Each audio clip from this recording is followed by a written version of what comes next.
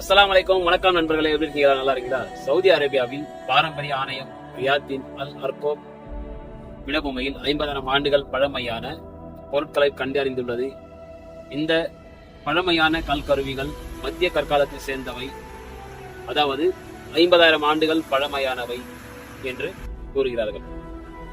அல் குரைனாவில் கண்டறியப்பட்ட இவை ஆரம்ப கால மனிதர்கள் இப்பகுதியில் எவ்வாறு வாழ்ந்து வேட்டையாடி செழித்து வாழ்ந்தனர் என்பதை காட்டுகின்றன என்று சொல்கிறார்கள். மேலும் கிமு 3 மற்றும் 2000 ஆண்டுகளை சேர்ந்த புதைக்குழிகளும் கண்டுபிடிக்கப்பட்டன என்று சொல்கிறார்கள் அகழாய்வாளர்கள். பழைய யமாமா ஹஜ் பாதையின் ஒரு பகுதியையும் அவர்கள் கண்டறிந்தனர். இது அல் யமாமா தொல்லியல் முயற்சியின் ஒரு பகுதி. இது சவுதி அரேபியாவின் வளமான வரலாற்றை வெளிப்படுத்துகிறது. கல் கருவிகள் முதல் மட்பாண்டங்கள் வரை இந்த கண்டுபிடிப்புகள் பாலைவனத்தில் மனித வாழ்க்கையின் கதையை மறைவறிவு செய்கின்றன.